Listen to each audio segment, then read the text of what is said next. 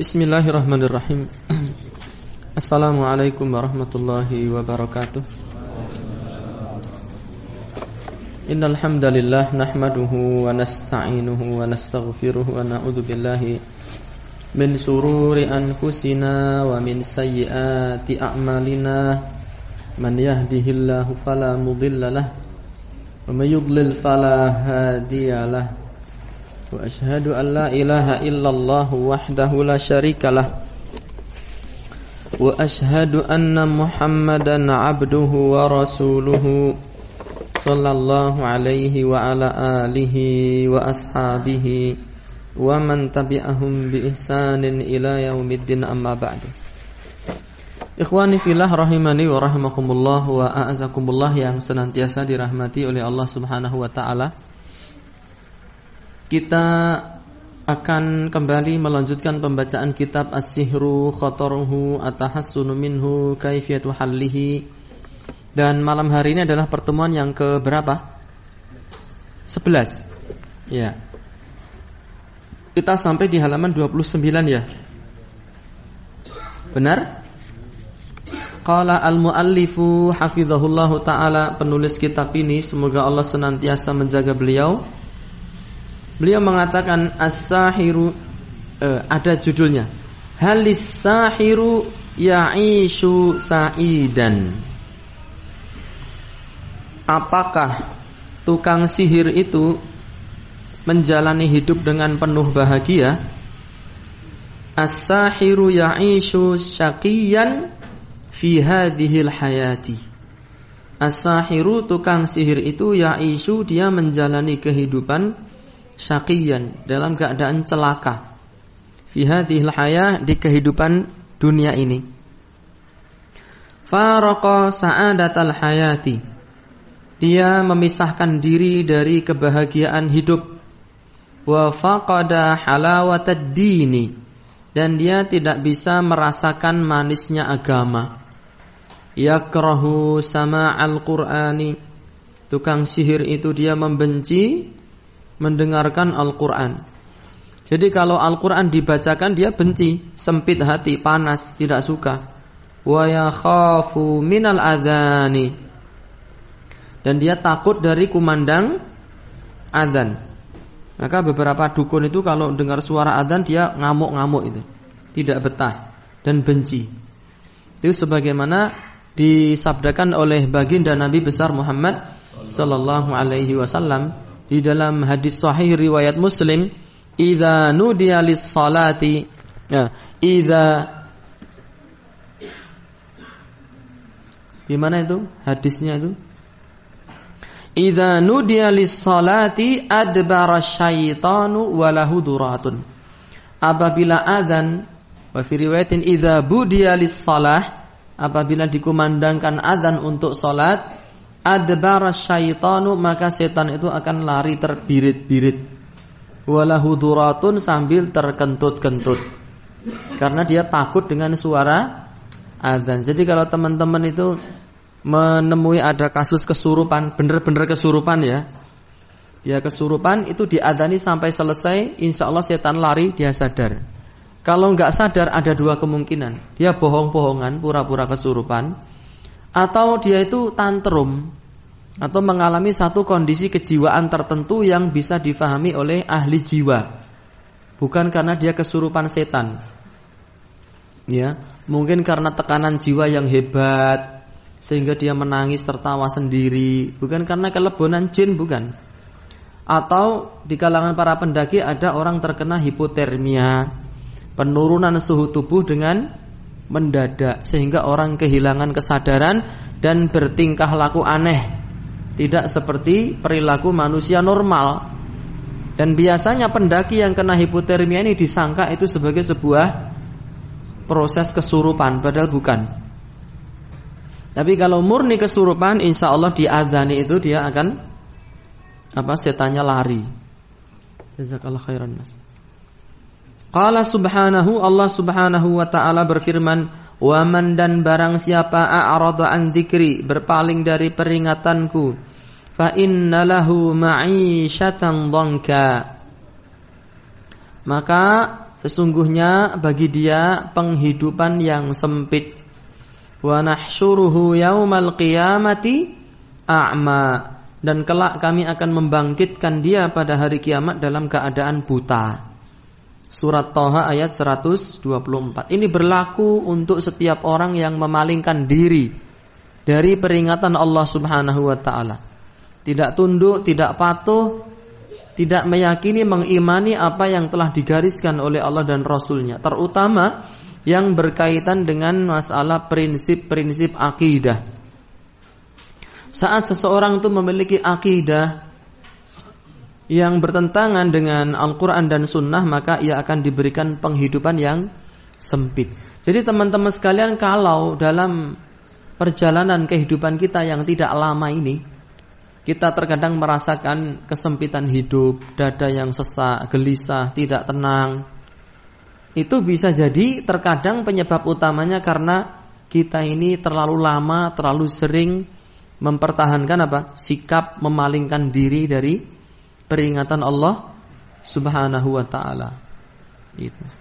Tapi kalau kita ingat kepada Allah, menjalankan perintah Allah dan Rasul-Nya, ala bidzikrillahi tatmainnul qulubu. Ketahuilah dengan mengingat Allah, dengan mendekat kepada Allah, hati menjadi tenang dan tentram. Itu. Meskipun rajin sholat, karena Islam itu bukan hanya sholat saja. Rajin sholat, rajin zakat, rajin dzikir, tetapi kok kehidupannya sempit. Mungkin ada perintah Allah yang sifatnya fundamental yang enggak kita laksanakan, tidak kita imani, sehingga mengefek kepada, memberikan pengaruh buruk pada kehidupan kita di dunia. Adapun seorang yang senantiasa mendekatkan diri kepada Allah Ta'ala, menjauhi larangan Allah Ta'ala, meskipun dia terlihat kehidupannya sederhana, ya bahkan orang lain melihat dia itu mesake, melas nemen pokoknya gitu, tetapi dia sendiri gak merasakan kesedihan itu. Dia los, dia santai. Sesuatu yang dianggap beban oleh orang lain, bagi dia itu adalah merupakan kebahagiaan dan motivasi hidup. Itu. Seperti Nabi Shallallahu Alaihi Wasallam disebut dalam sebuah riwayat, beliau itu tidur di atas tikar yang terbuat dari daun kurma sampai membekas di pipi-pipi beliau. Enggak ada spring bed, enggak ada kasur, pakai daun yang dianyam sampai membekas. Umar bin Khattab melihat itu menangis. Ya bayangkan, pemimpin manusia dan jin di dunia maupun di akhirat, Sayyidul Anbiya'i wal Mursalin, penghulunya para nabi dan rasul, itu tidurnya di atas tikar yang terbuat dari daun kurma. Kalau orang Klaten menyebutnya GTP atau apa? Widik. Halo istilah sini. Nggih, napa Pak Gono? Cara mbutuh napa? GTP. GTP. Jadi belarak daun kelapa itu dianyam menjadi tikar. Jadi bentuknya seperti ketupat itu loh. Kalau ketupat enggak ada lidinya, kalau GTP ada lidinya, sehingga untaian lidi-lidi ini terkadang membekas di pipi seseorang. Gitu. Itu Nabi kesehariannya seperti itu. Rumah beliau terbuat dari tanah liat, bukan semen yang mulus, enggak, bukan batu, enggak, bukan ornamen yang di zaman beliau sudah ada. Ornamen enggak ada. Tanah liat, ya, dimplok-emplok gitu, dimlek-mlek. Lalu atapnya terbuat dari ranting-ranting pohon. Rumah beliau alaihi salatu wassalam. Sampai meninggal dunia itu beliau menggadaikan baju besinya kepada orang Yahudi untuk membeli makanan pokok berupa gandum. Dan sampai meninggal beliau tidak mampu untuk menebusnya. Dalam riwayat disebutkan pernah sampai 2 bulan dapurnya Nabi enggak keluar asap. Maknanya Nabi tidak memiliki bahan makanan yang bisa dimasak sampai 2 bulan. Kita ini berasnya mau habis seminggu lagi, judeknya sekarang. Stres, brodol rambutnya piye iki. Keuangan semakin mencekam ri. Dompet duitnya mung kari gambar pedang. Aku nek weruh duit gambar pedangi guru kudu anarkis wae ri. Itu padahal berasnya masih sekilo. Nabi sampai 2 bulan nggak ada bahan makanan. Dan beliau hanya memakan kurma dengan air putih saja selama 2 bulan. Ya nggak akan kenyang. Tapi hanya sekedar untuk mempertahankan hidup. Summa latus alunna yauma idzin anin na'im. Kemudian kelak kalian itu pasti dan pasti akan ditanya tentang seluruh nikmat dan anugerah yang Allah berikan kepada kalian. Itu. Imam Muhammad bin Wasi makan roti, atos tidak bisa dikeletak, tidak bisa digigit. Melainkan roti tersebut harus direndam ke dalam air sungai. Iya, dia membawa roti yang keras itu, gandum yang keras, itu tinggu napuk untuk menampar orang bisa pingsan itu. Roti yang dimakan orang Arab itu apa? Roti pita itu loh, pita bread itu loh. Yang seperti nampan itu keras sekali, tidak bisa digigit. Harus direndam dulu di dalam air, baru dimakan. Dan gak ada lauknya, hanya makan itu. Saya kalau selama masih memiliki jatah makan untuk bertahan hidup, saya gak butuh lagi dengan orang lain. Kata Imam Muhammad bin Wasi' gitu. Maka kita itu harus banyak-banyak bersyukur. Semua nikmat yang kita nikmat itu, anugerah fasilitas Allah yang kita rasakan, semuanya akan dimintai pertanggungjawaban.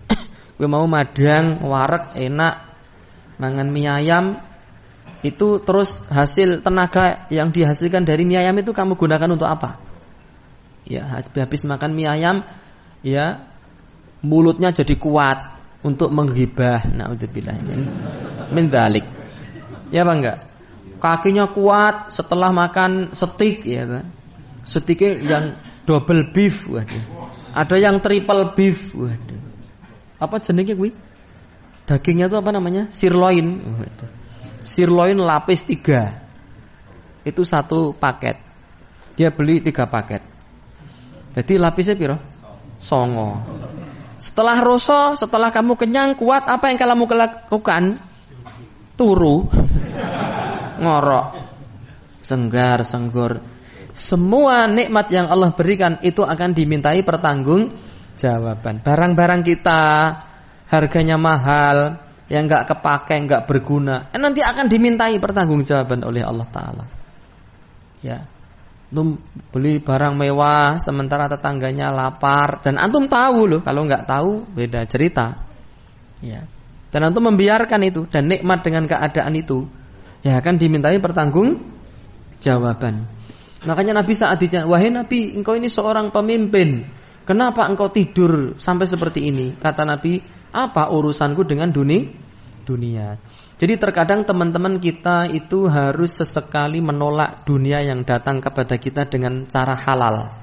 Tidak semua yang halal itu harus kita terima dan kita raih.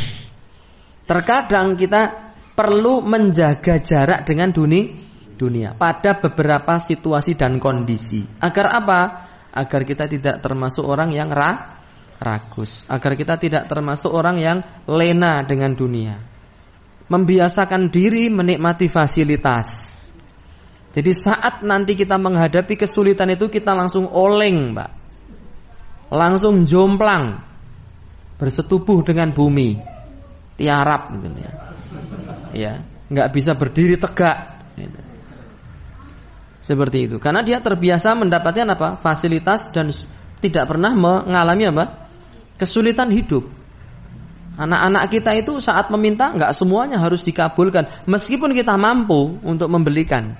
Sesekali kita perlu menolak permintaan anak kita sebagai bentuk pembelajaran bahwa ma kullu ma yatamannal mar'u yudrikuhu tajrir riyahu bima la tashtahis sufunu. Tidak semua yang diharapkan manusia itu akan bisa dia capai. Terkadang kita perlu mengajari anak kita tentang makna sebuah kekecewaan itu. Biarkan hati dia kecewa sementara, sebagai bentuk pendidikan jiwa, supaya tidak cengeng, supaya tidak lembek gitu. Jadi akan ditanya itu semua kenikmatan yang kita terima. Wa man a'rada an dzikri fa inna lahu ma'isyatan dhanka wa sanahsyuruhu yaumal qiyamati a'ma, dan akan kami jebloskan dia, akan kami bangkitkan dia saat hari kiamat dalam keadaan buta. As-sahiru yaqdi waqtahu ba'idan 'anil nas. Tukang sihir itu menghabiskan waktunya untuk menjauh dari manusia. Biasanya dia tidak bermuamalah, tidak bersosialisasi dengan manusia. La yu'amiluhum. Tukang sihir tidak bermuamalah dengan manusia. Wala yattasilu bihim, dan tidak berhubungan dengan manusia. Illa kecuali idza apabila tuliba dia diminta minhu darinya i'malus sihir, untuk menjalankan aksi sihir, baru dia berkomunikasi dengan manusia.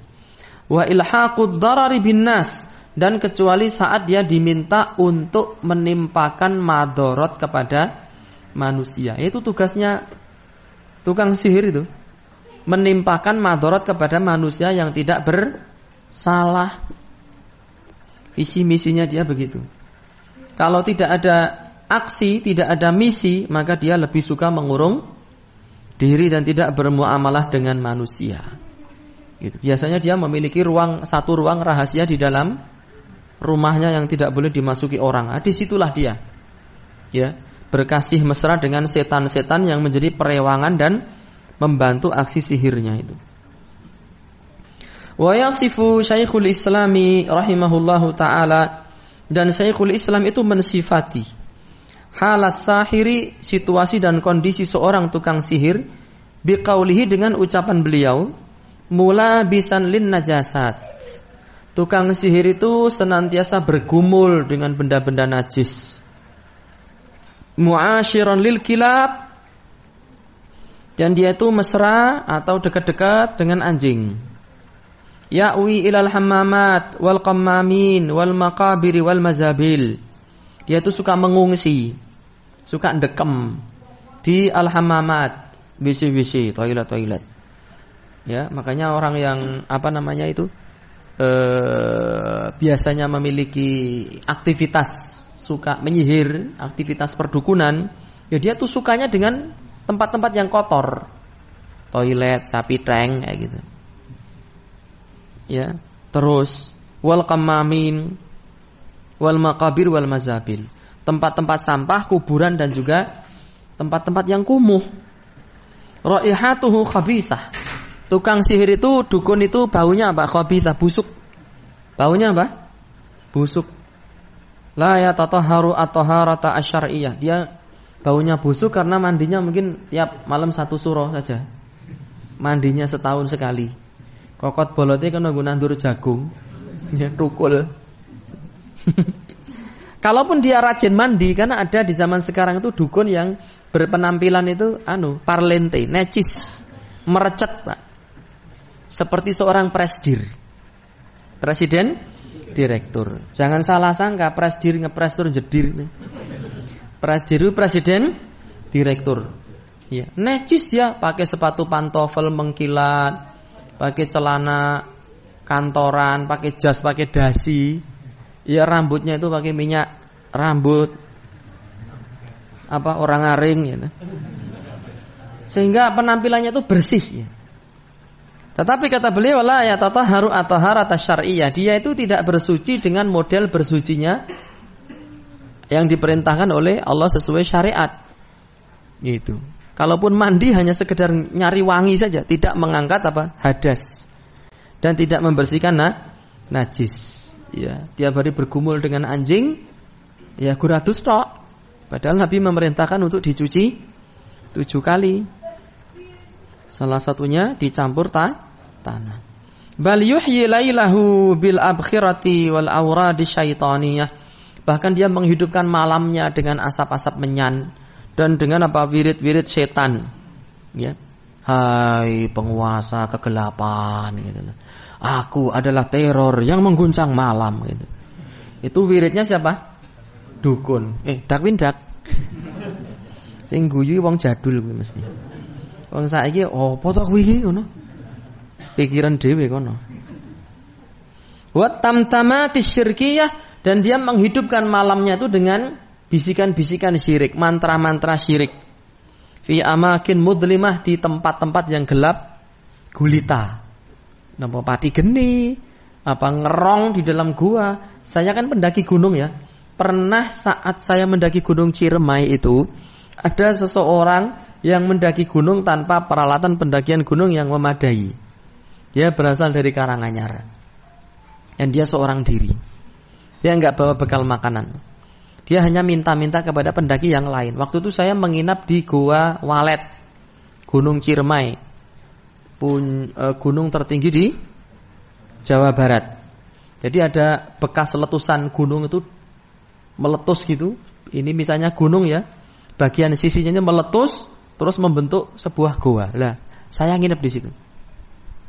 Itu yang di situ cerita ada orang dari Karanganyar yang menerima wangsit melalui mimpi. Dia disuruh bertapa di Goa Walet Gunung Ciremai selama 40 hari 40 malam. Kegiatannya apa? Ya gurduel, turu tangi, ene wong teko njuk madang. Gitu. Lalu membaca wirid-wirid syirik, ngene kademen ya tulung-tulung. Gitu. Lalu di hari yang keberapa, ke-6 atau ke-7, dia dipaksa untuk turun oleh ranger Gunung Ciremai. Dipaksa turun karena berbahaya. Kalau dia melanjutkan bisa mati. Dan banyak kasus seperti itu. Ya. Golek aji kesaktian yang gunung, dikiranya gunung itu indah, kanan kiri pohon cemara, berkicau burung apa?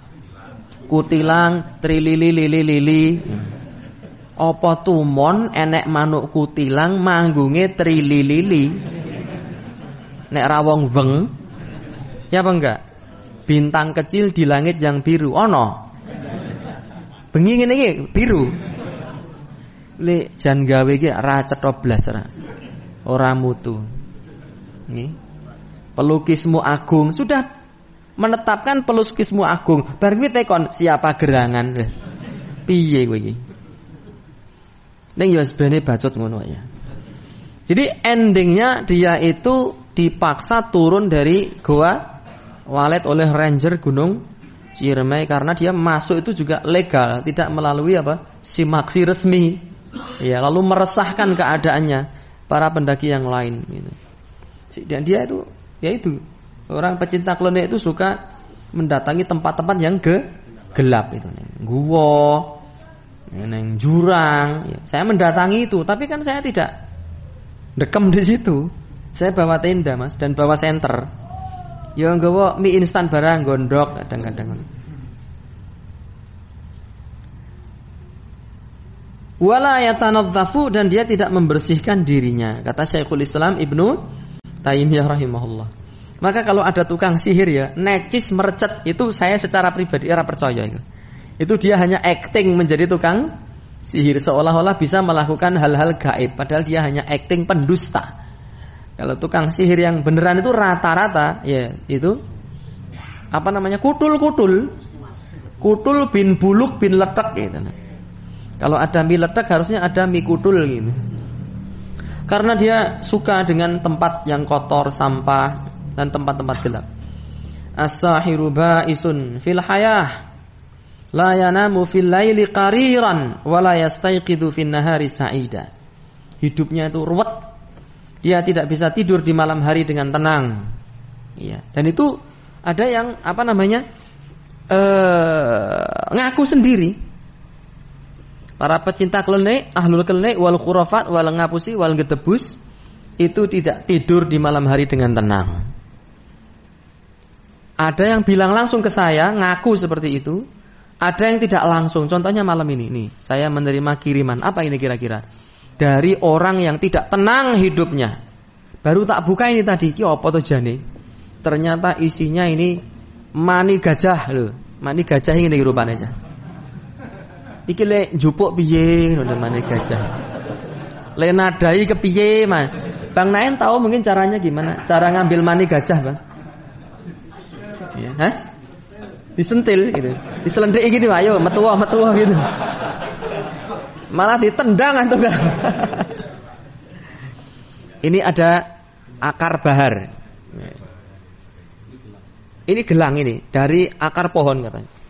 Coba tak nggone ya. Wah, aku ketok sangar apa ora lho. Ora sedengi.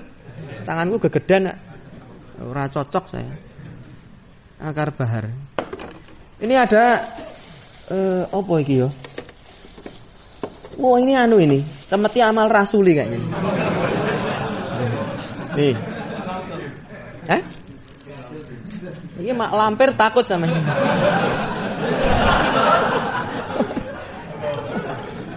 Ya enggak tenang itu. Makanya diserahkan ke sini. Ini semuanya muspro sio-sio tanpa guna lan paidah, hanya membuat hidup menjadi semakin menderita, Pak. Beneran. Dan kasus seperti ini banyak, bukan hanya 1, 2, 3, 4, 5, 6, 7, 8, 9, 10, 11, 12 tutukno dhewe. La yanamu fil laili qariran wa la yastayqidu fin nahari sa'ida. Dia tidak bisa tidur nyenyak di malam hari, di siang hari pun dia tidak merasakan bahagia. Biasanya dia mudah emosi, gampang marah, matanya itu merah karena jarang tidur. Ya. Akalnya jangan ditanya lagi, rusak akalnya itu. Hal-hal yang enggak masuk di akal pun akan dia lakukan. Hadhihi halus sahiril marid. Ini adalah merupakan apa?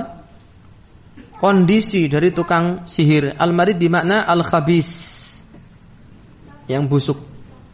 Wa ma rabbuka bidzalamil lil 'abid, dan tidaklah Tuhan kalian menzalimi hamba-hambanya, tetapi hamba itu sendiri yang memilih jalan kegelapan dan kesesatan. Surat Fussilat ayat 46. Wa qala subhanahu, dan Allah Subhanahu wa taala berfirman, fa ammal ladzina kafaru, adapun orang-orang yang kufur, fa u'adzibuhum 'adzaban syadida, maka kami akan mengazab mereka dengan azab yang pedih fid dunya, di dunia, wal akhirah, dan juga di akhirat. Ya. Seperti tadi, apa azab di dunia itu? Yaitu ma'isyatan dhanka. Sebagaimana disebut dalam ayat tadi, kehidupan yang tidak tenang, kehidupan yang sempit. Meskipun banyak harta, banyak pengikut, banyak kedudukan, tetapi tidak akan tenang dan tidak bahagia. Kalau antum melihat dukun, ahli maksiat, orang makan riba, dia tertawa terbahak-bahak, sering masang status pegenik, sering memasang status tamasya ke tempat-tempat yang jauh, ya, di luar pulau, bahkan di luar negeri, lalu memasang foto tersenyum. Lalu antum, masya Allah, uripe kok penak yo, usaha jalan, orangnya jalan-jalan. Saya kok pengen dia jalan-jalan gini. Itu hanya tampilannya, Pak. Saat foto dia tersenyum itu, pas mulai bunek itu golek dadung itu, ya, mencari tali tambang, ngetokke sapi. Bukan gantung, bukan. Karena dia takut juga untuk gantung gitu. Dia sedih. Saat sendiri dia sedih, bunek. Makanya dia kebingungan untuk mencari ketenangan hati itu. Piknik, jeleh, bosan, ini sudah saya pernah coba. Makanan dia sudah pernah coba semua, bosan. Tidak bahagia hidupnya. Saat mabuk dia tertawa, selesai mabuk judek, sedih pikirannya, tidak tenang. Lalu kemudian biasanya lari ke narkoba. Na'udzubillahi min. Itu adalah bentuk azab dari Allah Subhanahu wa taala di dunia. Dan di akhirat, wa ma lahum min nasirin. Dia tidak akan memiliki penolong kelak di akhirat. Surat Ali Imran ayat 56. Maka teman-teman, saya mengajak diri saya sendiri dan juga teman-teman sekalian yang sekiranya masih bergelimang dengan hal-hal yang besar, dosa-dosa besar, baik berkaitan dengan akidah, berkaitan dengan ibadah, berkaitan dengan muamalah, ya, bersih tegang dengan saudaranya, atau bersih tegang dengan ayah ibunya, dengan tetangganya, sahabatnya, sudahilah. Enggak ada untungnya kita menyimpan dendam di dalam hati. Ya. Salami mereka, senyumlah kepada mereka, maka antum akan diberikan ketenangan. Kalaupun tidak mau menerima, ya, mereka itu, ya, bukan salah antum, tapi seenggaknya antum sudah lego. Mengalah itu bukan berarti kalah. Orang yang mengalah itu hakikatnya adalah sang pemenang dan pejantan yang sejati. Antum itu bertengkar dengan orang, antum ada di pihak yang benar, Tetapi antum tidak gengsi untuk menyalami terlebih dahulu. Kata Nabi, wa khairuhum alladzi yabda'u bis-salam. Yang terbaik dari keduanya adalah yang memulai mengucapkan salam. Meskipun dia direndahkan, tidak diterima salamnya, tidak ditanggapi senyumannya, dia seolah-olah menjadi orang terhina, tetapi dialah sang pemenang yang sejati. Dia akan diberikan ketenangan di dunia dan di akhirat dia bahagia. Berbeda dengan orang yang sempit hatinya, terus dia menyimpan dendam atau memakan harta riba terus menerus. Meskipun kelihatannya piknik, tetapi hatinya tidak bahagia. Di dunia nggak bahagia itu. Kemudian di akhirat azab yang pedih sedang menunggu. Gitu. Pekerjaan yang haram. Kemudian akidah, kemudian ritual-ritual bid'ah itu antum tahu itu tidak boleh, tetapi antum tetap ikut karena pekewuh, nggak akan tenang hidupnya. Terus nggak enak terus, nggak penak terus, nggak enak terus, kayak gitu. Tapi orang yang mau menarik garis lurus, yang nggak enaknya itu gesekan itu hanya sepekan 2 pekan, sebulan 2 bulan. Setelah itu dia lost, tenang, alhamdulillah. Dada saya sudah plong saat saya meninggalkan majelis kebid'ahan itu. Meskipun awalnya saya diribah. Itu urusan orang yang menggibah dengan Allah. Urusan kita dengan Allah adalah melepaskan diri dari jerat-jerat dosa. Apapun itu. Ya kesyirikan, ya kebid'ahan, ya pekerjaan yang haram, ya sengketa dengan keluarga, dengan sanak saudara, sahabat kita. Ya, semua kemaksiatan, bentuk berlepas diri, berpaling diri dari Allah, itu hanya akan menimbulkan kesedihan yang bertumpuk-tumpuk. Ikhwani fillah rahimani wa rahimakumullah wa a'zakumullah yang senantiasa dirahmati oleh Allah Ta'ala. Jadi sampai mana tadi itu? Iya. Wa kullu amalin ya'maluhu sahiru. Setiap amal yang dilakukan oleh tukang sihir, ya'udu wabaluhu alaih, maka efek buruknya itu akan kembali kepada dia. Wa ala man talaba minhu sihra, dan kembali kepada siapa itu konsumen ya, pasien tukang sihir itu. Jadi kalau dia gagal mengirimkan sihir, biasanya akan kembali kepada tukang sihir dan kembali kepada pasien tukang sihir itu. Gitu. Kalau kita sudah bunek, berbagai macam cara nggak bisa kita tempuh untuk menyembuhkan diri dari sihir, berdoa kepada Allah Subhanahu wa taala, ya, dan mengadukan kezaliman tersebut kepada Allah. Ya Allah, saya orang yang dizalimi. Nabi-Mu mengatakan doa orang yang zalim tidak tertolak, wahai Allah. Saksikanlah malam ini saya berdoa memohon kepada Engkau dengan setulus hati. Kembalikan kezaliman ini kepada pemiliknya. Sembuhkanlah saya. Kembalikan sihir ini kepada pengirimnya. Itu biasanya balik itu. Kalau memang doa kita tuh tulus, benar-benar mengharap ridho dari Allah, mengharap pertolongan dari Allah Subhanahu wa taala. Dan ada seorang praktisi ruqyah itu menceritakan seorang wanita muda, dia sakit-sakitan terus dan dia minta diruqyah. Kenapa? Karena kalau malam tidur itu sering diteror melalui mimpi oleh macam-macam penampakan hantu yang serem-serem itu. Kemudian sering sakit.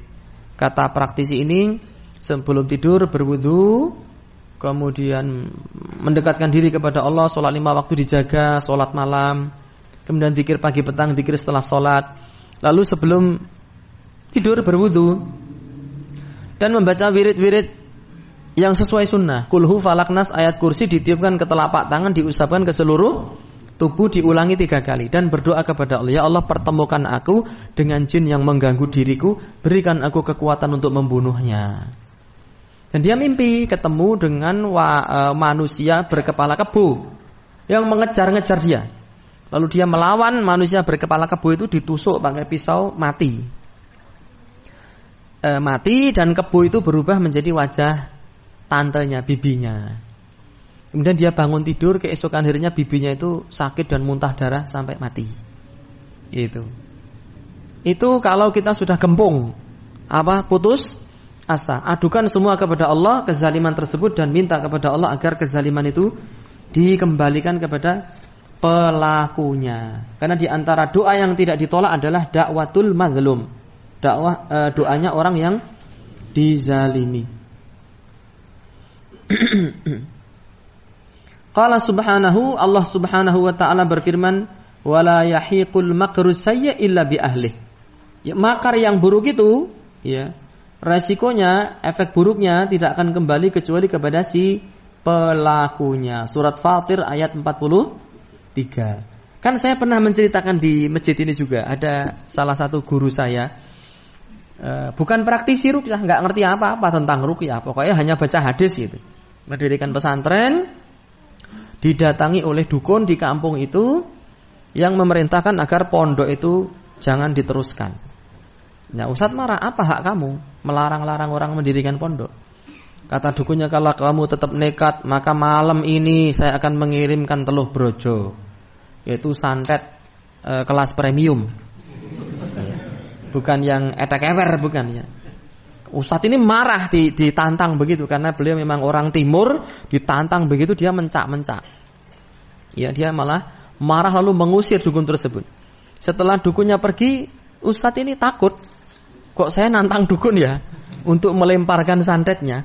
Akhirnya malam itu saking takutnya beliau membaca ayat kursi terus menerus, berulang-ulang, terus nggak berhenti, sampai kecapean ketiduran.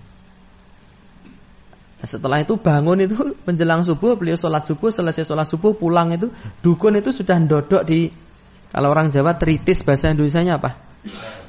Teras, bukan teras. Tritis itu bawahnya teras yang ada tanamannya itu loh, bunga-bunga apa gitu. Taman ya, taman depan teras itu. Dodok apa jongkok di situ. Ampun Ustaz, saya kapok. Loh, kamu itu kenapa? Katanya. Semalam saya ngirim teluh malah balik kena muka saya pating penyonyoh Ustaz, katanya. Loh, aku ora ngopo-ngopo loh aku. Minta saya diobati, ya saya enggak tahu, aku ora ngopo-ngopo. Saya cuma wiritan ayat kursi gitu. Karena a'zamu ayatin fi kitabillah, ayat yang paling agung di dalam kitabullah. Wasahiru aina ma walla wajhahu maktubun alaihi asyaqa wal khusran. As-sahir, seorang tukang sihir itu, aina ma walla wajhahu, kemana saja dia mengarahkan mukanya, maktubun alaihi syaqa, maka tertulis di muka tersebut kecelakaan, wal khusran, kerugian dan kebangkrutan. Maknanya selama masih menjadi tukang sihir dan dukun, dia akan senantiasa ditimpa oleh kecelakaan, kekalahan dan kebangkrutan. Allah Ta'ala berfirman, wala yuflihus sahiru haitsu ata, dan tukang sihir itu tidak akan pernah menang dari manapun dia datang. Surat Thaha ayat 69. Qala Al-Qurtubi rahimahullah, Imam Al-Qurtubi saat menafsirkan ayat ini beliau mengatakan, ai la yafuzu wa la yanju haitsu ata minal ard. La yafuzu, dia tidak akan pernah menang, wa la yanju, dan tidak akan pernah selamat, haitsu ata minal ard, dari arah bumi manapun dia datang. Di bumi manapun, namanya tukang sihir itu cepat atau lambat dia akan kalah, hancur dan bangkrut. Entah oleh lawannya, entah hancur dengan sendirinya, atau mati mengenaskan dengan sendirinya, dan akhir kehidupan yang horor. Dan beberapa kasus saya lihat sendiri, saya saksikan sendiri.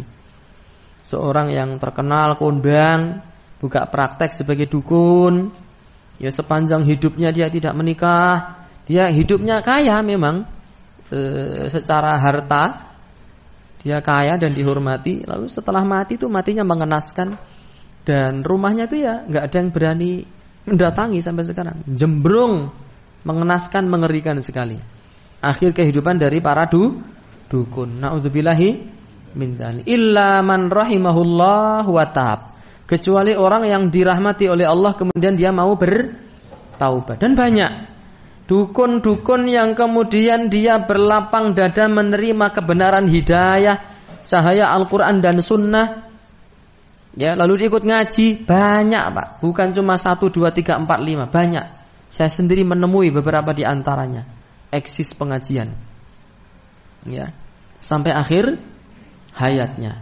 Itu orang-orang yang beruntung. Sebagaimana para dukunnya Fir'aun itu. Ya, dia jatuh sujud bersungkur kemudian mengatakan kami beriman kepada Tuhannya Musa dan Harun. Lalu diancam oleh Fir'aun, aku akan memotong tangan dan kaki kalian secara silang dan aku akan salib kalian di atas batang pohon kurma. Tetapi mereka tetap kokoh di dalam keimanan. Itu baru saja masuk Islam loh.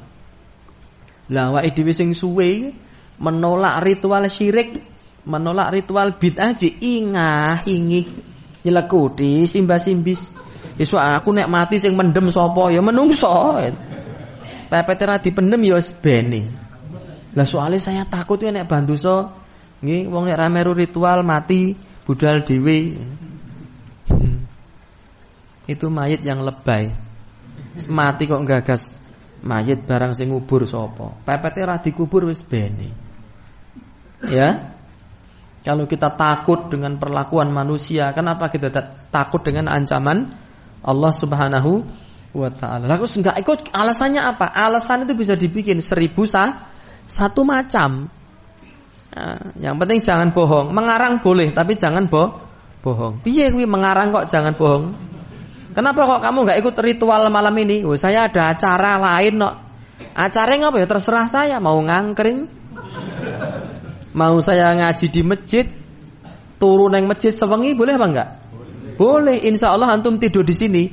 Habis ngaji teku ten ngomah kula niku wonten ritual anu kesyirikan. Ya wis kowe nginep kene wae. Mulia sesuk-esuk. Apa nginep 3 dina ning kene ya kena. Idep-idep khuruj ya ta. Idep-idep gitu. Itikaf maksudnya. Ya. Kowe kok 3 dina ning diau meguru golek suhu. Golek guru spiritual gitu. Bener apa enggak? Bener. Antum ini sedang berguru ini. Guru spiritual ya ta. Bukan guru material ya ta. Tapi guru spiritual. Material kan semen, pasir, watu itu material teman. Kalau spiritual itu apa? Rohani. Gitu. Insyaallah mereka malah memberi permaklum. Oh, Masya Allah. Kowe iki anu golek guru spiritual, golek suhu ngono to. Ayo ngono. Mula aja ganggu gawe aku ngono. Oke, ngono biasa. Tapi nek antum ngaji, waduh malah kono tambah. Dan ada seorang jamaah itu, dia seorang pekerjaannya itu akikah. Pernah dipeseni kambing untuk acara nyewu. Untuk acara 1000 hari. Kalau dia bilang, "Wah, aku ora gelem aku. Itu haram itu." Wah, bisa jadi fitnah itu. Dia jawabnya, dia bilang gini. Itu rumahnya Solo itu.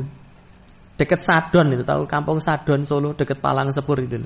Dekat perbatasan Karanganyar dengan Gemolong apa ya.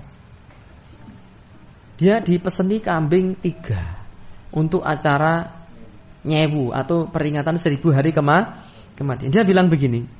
Wah, kula mboten saged iki. Didesak. Lah kenging napa kok mboten saged? Niki kula pesen 3 lho, regane manut jenengan. Dia bilang begini, mohon maaf sekali untuk urusan yang satu ini guru besar saya itu melarang itu. Suhu saya melarang. Suhumu kuwi? Nggih. Jadi itu menjadi pantangan saya. Oh ya wis nek ngono Ras, aku golek liyane wae gitu. Jadi istilah suhu, guru besar, guru spiritual itu justru malah lebih diterima. Hati sesuk kula gawe pengajian ten kelurahan kula ngundang jenengan pripun mboten napa-napa. Sampean bikin baliho yang gede. Ya, pengisinya Abdul Aswad Al-Bayati. Guru spiritual Padepokan Ngangsu Kawruh. Horor iki ngono. Aja didemo kae. Bolo dhewe kae ngono. Kira-kira lho ya. Ning nek mbok prakteke tenan aku wegah teko. Aku terus do daftar jadi santri ya di mana? Pernah lu saya itu gara-gara pengajian Ngangsu Kawruh itu ditelepon sama orang dari Grobogan itu. Ya, assalamualaikum Kiai, ngoten niku. Betulan itu. Niki kula badhe nyuwun alamat lengkapi panjenengan Kiai, badhe nderek ngalap berkah dumateng panjenengan Kiai. Ada yang niki kula gadah anak kula titipin jenengan kongkon napa mawon terserah Kiai ngoten. Wah, dadi anake wis dipasrahke bongkok-bongkokan ngene. Kula niku mboten duwe pondok, mboten napa-napa kajenge ngenger nderek jenengan kongkon napa mawon bebas ngene. Lah nek saya tuh mau, waduh iki pepete kesempatan besar iki. Golek pembantu rasa gaji ya. Bener apa enggak? Ning ya ora tak tompong gitu. Dan saya enggak memberikan alamat ya. Ngono kuwi. Ceritane ngono kuwi cah. Wa a'malus sahir kulluha habitatun indallah. Amal-amal sihir itu semuanya memusnahkan kebaikan di sisi Allah. Likufrihi billah, karena isinya penuh dengan kekufuran kepada Allah. Qala subhanahu wa ta'ala, Allah subhanahu wa ta'ala berfirman, walaqad uhiya ilaika, dan sungguh telah diwahyukan kepada engkau hai Muhammad, wa ilal ladzina min qablika, dan juga telah diwahyukan kepada rasul-rasul sebelum engkau, la in asyrakta, jika engkau berbuat syirik, la yahbatanna amaluka, maka akan musnah seluruh amal kebaikanmu, wala takunanna minal khasirin, dan pasti engkau termasuk ke dalam golongan orang-orang yang bangkrut lagi merugi di dunia maupun di akhirat. Surat Az-Zumar ayat 65. Jadi undang-undang Allah ini, sunnatullah ini berlaku bukan hanya untuk umat akhir zaman saja, termasuk umat-umat terdahulu, umat-umat Nabi terdahulu. Kalau mereka berani berbuat syirik, akan musnah seluruh amal kebaikan mereka. Menjadi tanda bukti bahwa seluruh Nabi dan Rasul itu agamanya sama, yaitu agama apa? Agama tauhid, agama Islam. Beribadah hanya kepada Allah. Kalau berbuat syirik, baik umat Nabi Muhammad atau umat-umat terdahulu, maka akan musnah seluruh amal kebaikan mereka. Maka ketauhidan itu bimanzilatir ra'as minal badan. Posisinya itu perannya peran koenci. Koenci. Ya, bacanya kunci. Koentji. Koenci. Bacanya kunci. Kalau jantung antum sehat, perut antum six pack, ning ra duwe ndas, bermanfaat apa enggak? Enggak ada. Senang antum? Six pack tapi enggak punya kepala? Ya, pilih one pack ning duwe sirah, apa six pack ning ra duwe sirah? Nggih. Pilih mana? Pilih one pack. Ya wis kono lakonono gitu. Fama yarju man ya'ti ilaih. Famadza, maka apa? Yarju, yang diharapkan, man ya'ti ilaih, oleh orang yang datang kepada dukun. Wa huwa mam'udun binnar, sedangkan dukunnya adalah orang yang telah dicap oleh Allah masuk neraka. Wa man yatma'u fi tahqiqi ma'aribihi indahu wa huwa ahqaru ibadillah. Siapa lagi yang memiliki ketamaan, ya, memiliki keinginan, ya, kepada dukun supaya dukun itu merealisasikan cita-citanya, ya, padahal dukun itu ahqaru ibadillah, adalah hamba Allah yang paling rendah derajatnya di sisi Allah Subhanahu wa ta'ala. Saya membaca beberapa ayat dan dalil itu, Allah dan Rasul sallallahu alaihi wasallam itu menyebutkan manusia-manusia paling rendah itu diantaranya adalah dukun. Ya, yang kedua adalah orang yang menjadikan kuburan sebagai masjid. Disebut oleh Nabi sebagai syirarul khalqi indallah, seburuk-buruk makhluk di sisi Allah, orang menjadikan kuburan sebagai masjid. Dan seburuk-buruk makhluk di sisi Allah adalah para tukang sihir.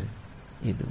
Maka jangan pernah kita melakukan kemaksiatan itu, dan jangan dekat-dekat dengan orang yang melakukannya atau menjadi pasiennya. Apapun alasannya, jangan pernah kepincut, baik untuk alasan berobat, baik untuk alasan kekayaan, ataupun alasan-alasan duniawi yang lainnya, pekewuh dan seterusnya. Tidak ada kata pekewuh saat kita mempertahankan ketauhidan kita, karena tauhid dan akidah kita menjadi hal yang paling berharga di dalam kehidupan kita. Wallahu ta'ala alam bisawab. Sudah jam 9 lebih. Sisa waktu yang ada kita gunakan untuk bersoal jawab sebagaimana yang sudah. Ketika sholat berjamaah ada 2 makmum masbuk, di shaf pertama masih ada tempat untuk 1 orang. Sikap yang benar untuk 2 makmum masbuk tersebut, apakah salah satu menempati shaf depan yang masih kosong 1, atau mereka membuat shaf kedua bersama-sama? Piye iki? 2 orang masbuk telat sholatnya, 1 di depan 1 di belakang itu ya.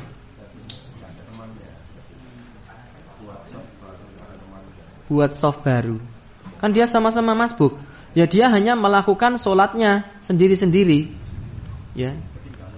Ketinggalan. Oh, ketinggalan. Jadi jamaah sudah selesai. Jamaah kurang 1 atau kurang 2 rakaat. Ya dia menyelesaikan sholatnya sendiri aja. Tidak.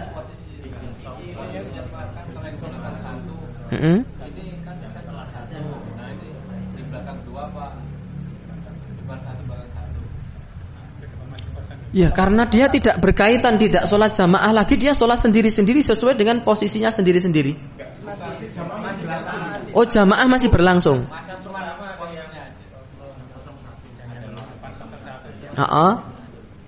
Iya, aku ora paham. Coba 3 orang maju gimana? Ya. Oh gitu. Kenapa? Iya, ada temennya. Nah, ini ada 1 kosong soalnya sini. Apakah dia buat shop baru atau ini gabung? Dia masuk ke shop yang kosong itu. Nah, adapun orang yang sendirian itu kata Imam Al-Albani rahmatullahi alaih dalam fatwanya, larangan untuk membentuk shaf seorang diri saat sholat jamaah itu berlaku saat ada tempat kosong di shaf depannya. Kalau dia sudah berusaha mencari celah dan nggak bisa masuk, nggak bisa ndesel, ya dia tetap sholat sendiri di shaf tersendiri dan dia tidak terkena oleh larangan tersebut. Gitu. Sehingga kalau ada yang kosong ya dia memenuhi shaf yang kosong itu.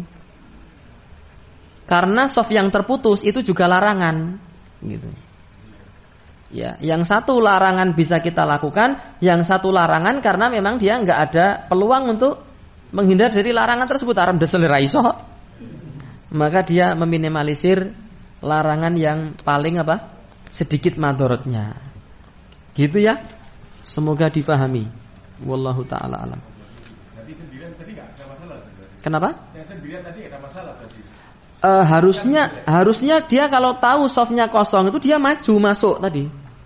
Baru yang belakang, aku reson desel. Dia yang di belakang sendiri nggak apa-apa. Karena dia udah nggak ada celah. Kalau yang dari awal itu dia tahu ada celah, tapi dia milih yang di belakang, dia dosa itu. Ya, itu. Wallahu taala alam. Bisawab. Afan Ustaz, antum dapat salam dari Ustaz Toto Abu Ibrahim Cirebon. Masya Allah. Alaika wa alaihi salam. Beliau sahabat saya, teman saya, senasib. Bukan senasib ya. Beliau sukses gitu. Beliau dai kondang. Kalau saya dai kandang. Ustaz Toto Abu Ibrahim hafizahullahu taala Al-Syirboni. Jazakallahu khairan. Beliau teman dan sahabat saya. Lama sekali enggak ketemu. Kasih tahu sama beliau suruh berkunjung ke Klaten ya. Nanti tak ajak ciblon ke Pluneng ini. Jajake sego kucing ini. Sama angkringan. Di tablik kabar kemarin Ustaz jelaskan bahwa setan tidak bisa membunuh manusia. Iya, secara langsung loh ya. Secara langsung. Teko terus antum dicekek, kehabisan oksigen mati, atau antum digigit, disesep getih sampai titik tetes yang terakhir. Itu enggak ada.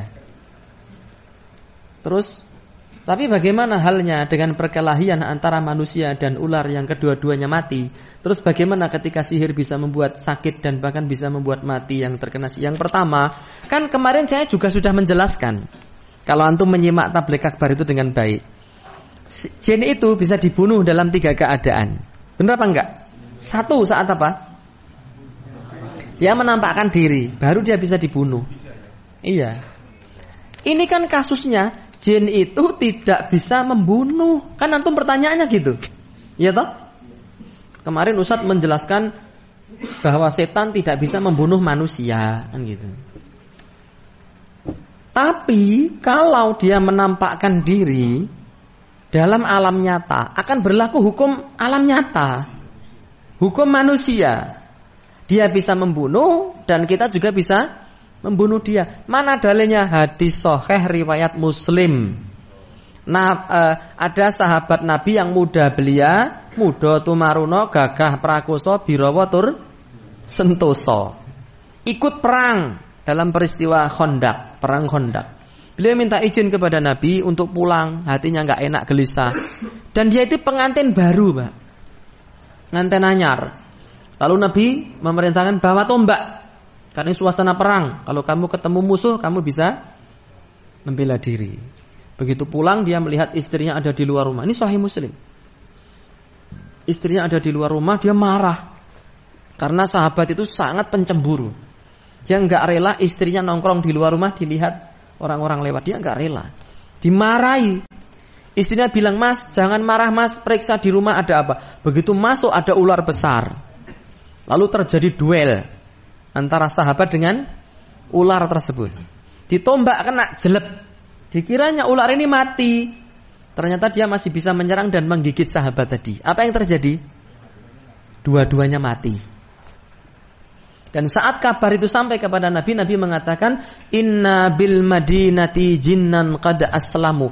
Sesungguhnya di kota Madinah ini ada sebagian jin yang sudah masuk Islam. Apabila kalian melihat ular di dalam rumah kalian, fala taqtuluh, jangan langsung dibunuh. Ini sahabat melihat ular langsung dibunuh. Nabi mengatakan itu jin muslim. Jadi kalau kalian melihat ular masuk ke dalam rumah, jangan langsung dibunuh.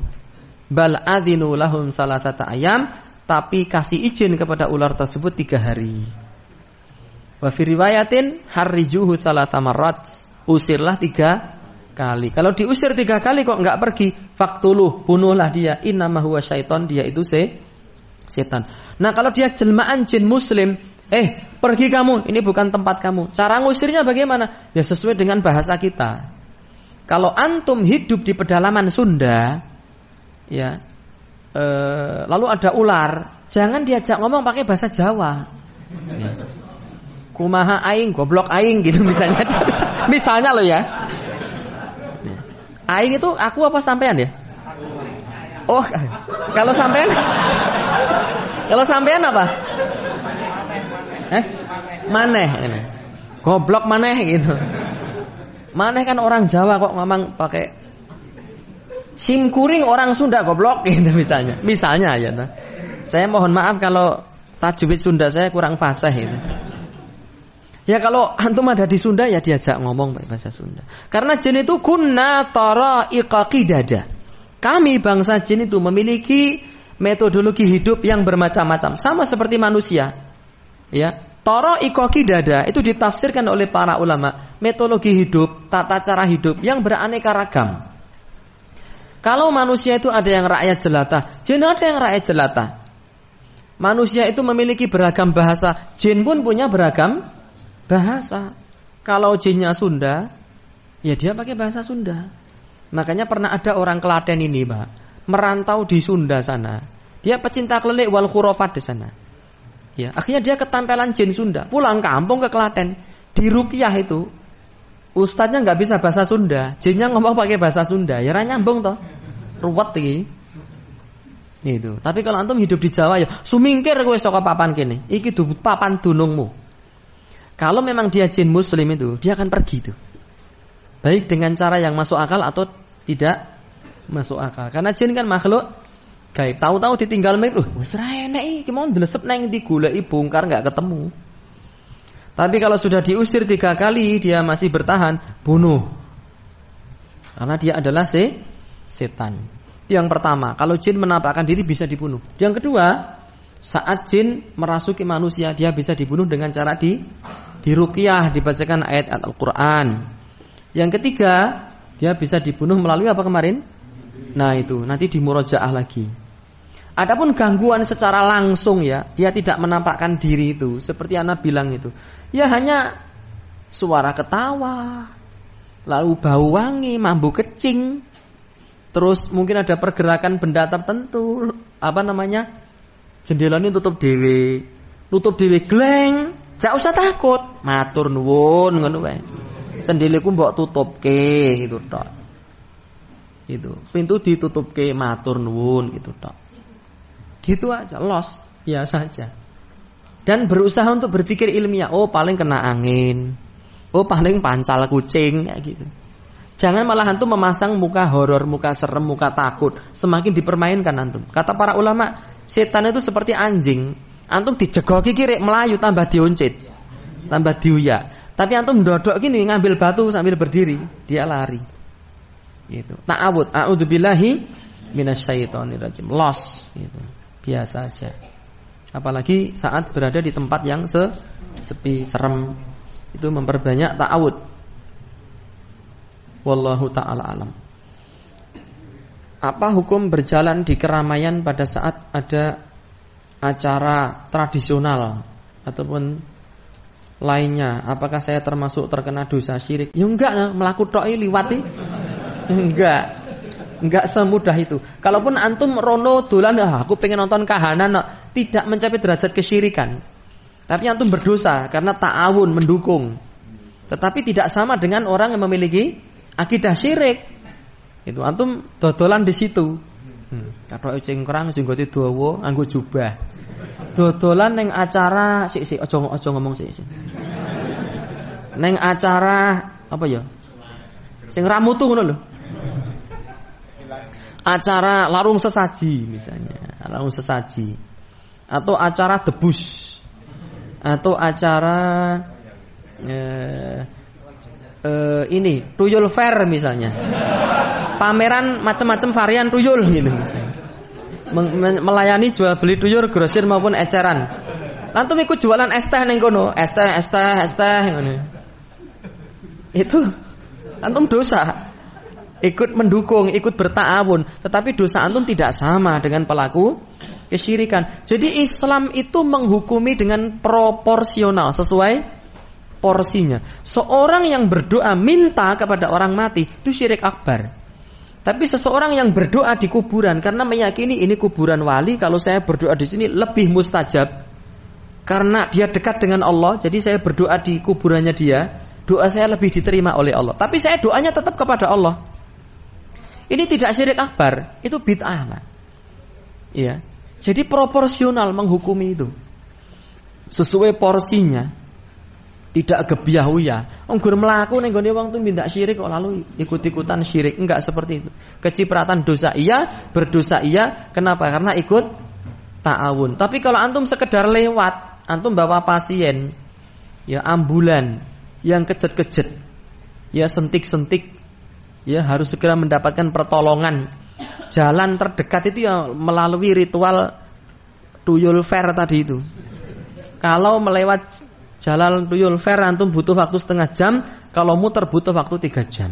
Wah, saya enggak mau lewat tempat kesyirikan. Sabar nggih, Pak, tolong jam meleh nggih. Selak modring no. Pasiennya itu. Ya. Antum enggak apa-apa lewat di situ karena memang enggak ada niat untuk berta'awun, tidak ada niat untuk mensukseskan apalagi menjadi pelaku utama dari ritual tersebut. Wallahu taala a'lam bishawab. Ada lagi? Yang mau tanya langsung? Tidak ada?